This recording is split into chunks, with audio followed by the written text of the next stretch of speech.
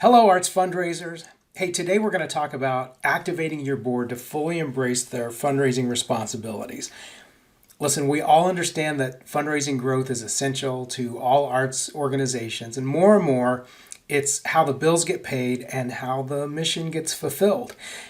And really, no matter how many staff you might have in your organization dedicated to building the fundraising program, there is still a critical, irreplaceable set of roles and responsibilities that the board also has in fundraising success.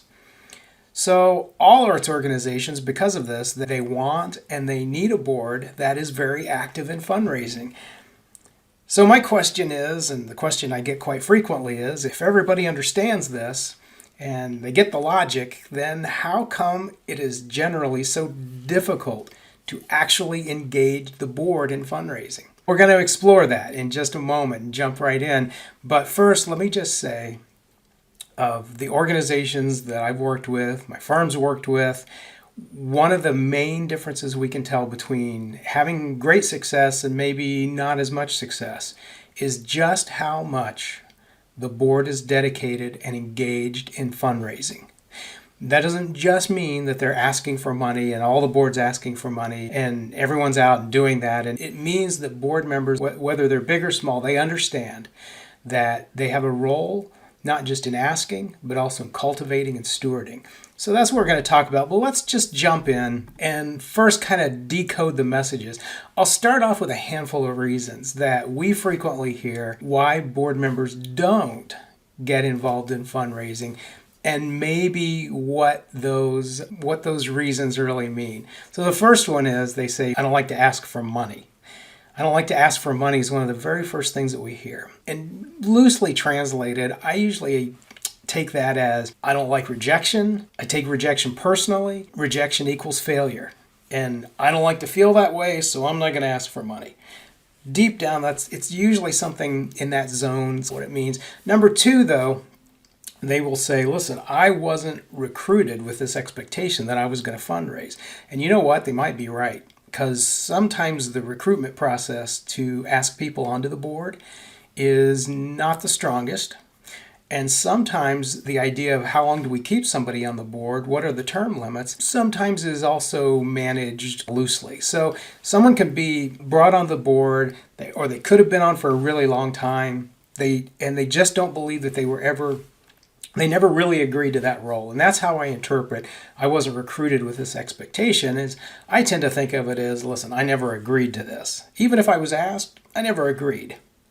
So number three, I have already shared all of my contacts. This is usually for a board member who's been on for a considerable amount of time. And so how I translate that, though, is whether they've been on for 3 months, 3 years, 10 years, and yes, I've seen 10, 12, 15 years where somebody will sit on the board without being rotated off. Usually, though, how I interpret that, listen, how you rate my involvement in fundraising and how I rate my involvement in fundraising as a board member really is different. And that fundraising part is, I've given you what I thought I should give you, and now I've moved on to do other jobs within the board. Number four, they say I'm not good at asking. And what I'm going to do is just point you right back to number one, which is I don't like rejection. I take it personally. It equals a failure of some sort. And so that kind of I'm not good at asking means I'm not good. I don't want to become good. And really, I don't want to fail. I don't want to feel any failure at all. Number five, I don't know anyone who has money. And again, there might be some ounce of truth to this. Not everyone is brought onto the board because they are wealthy and because they have wealthy connections or they move in those circles. But what they're really saying is, listen, I don't want to leverage the relationships that I have, whatever they are.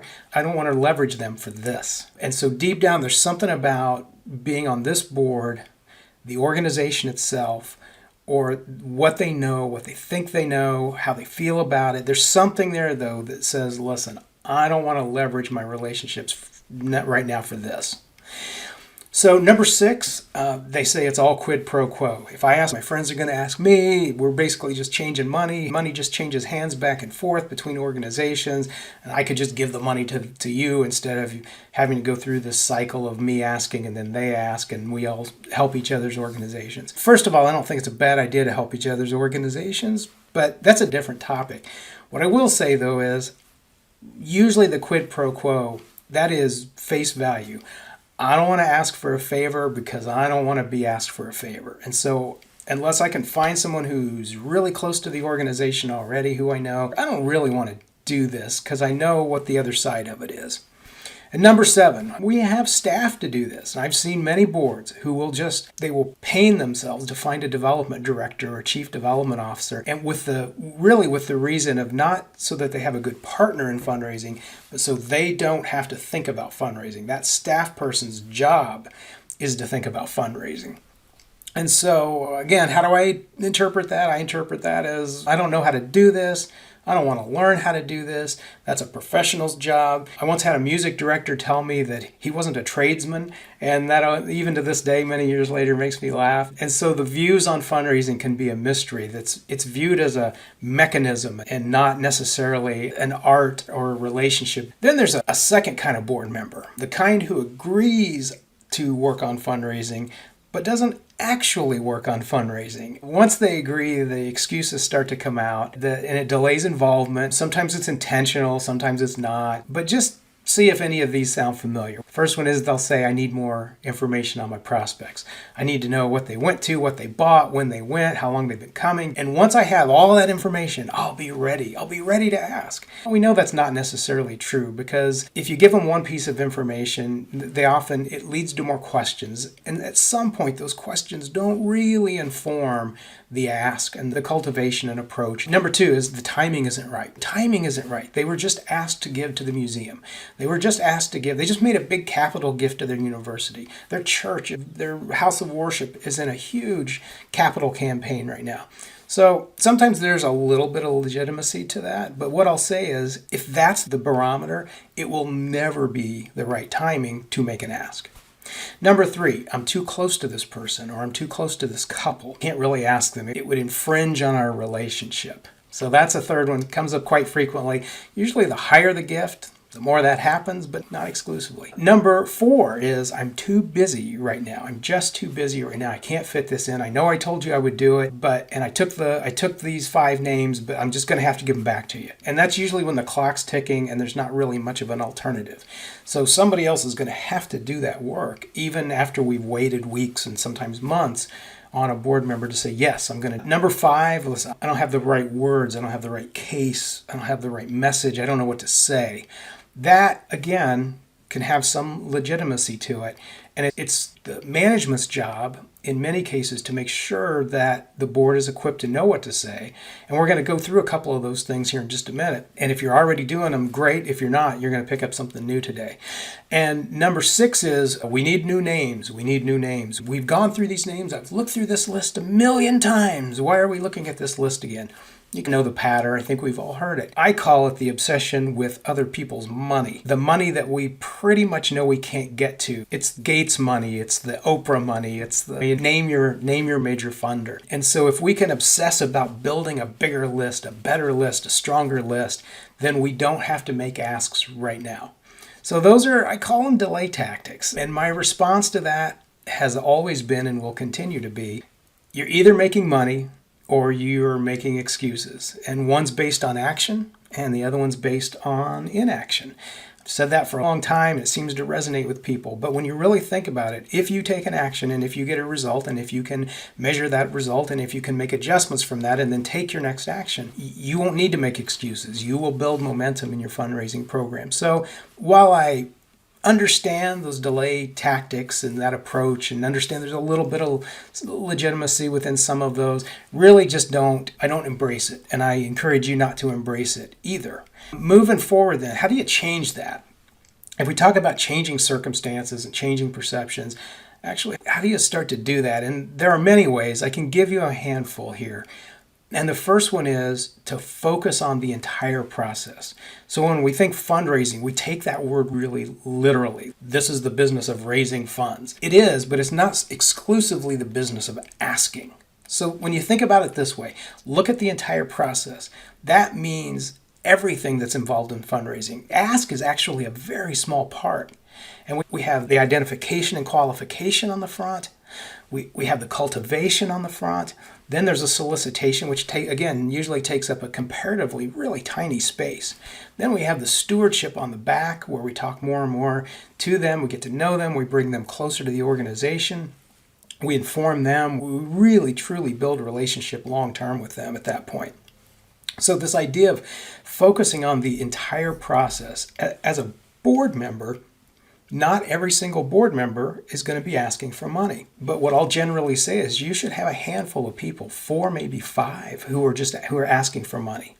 And the rest of the board is dealing with the steward on the back end and then the cultivation on the front end. So this idea of just saying we're not all out there en force, just knocking on doors and asking for money and rolling people every time we see them on the street, that's not the idea. The idea is that we know our role. So that focus on the entire process. And then number 2 would be to prepare and tell your own story. So we think in fundraising that the more information that we have, the more knowledge that we have, the better that we'll be at that. And I am here to say that's okay, but it has to be balanced. It has to be balanced with telling your own story. This idea that where you, as a board member, articulate the reasons why you love that arts organization, why you serve on the board, why you give your money and your time and your expertise and your passion. Why do you do those things?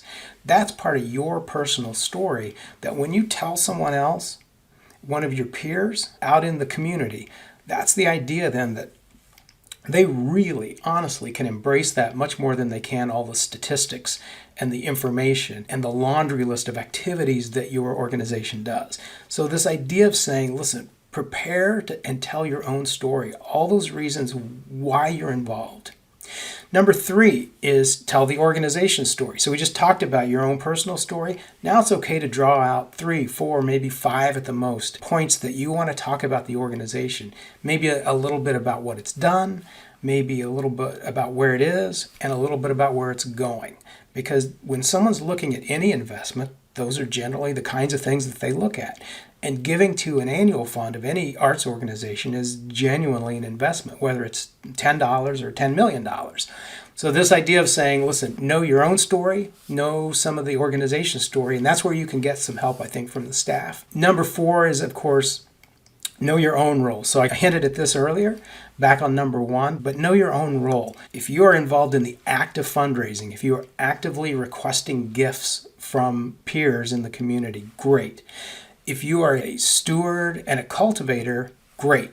Just know what your role is, because how you look at that then, if you're a cultivator, you're going to look much more broadly and say, who can I start to get involved? Who might be interested in this? Who can I introduce to this organization? And it can be people, that can be institutions, businesses, foundations, all sorts of things.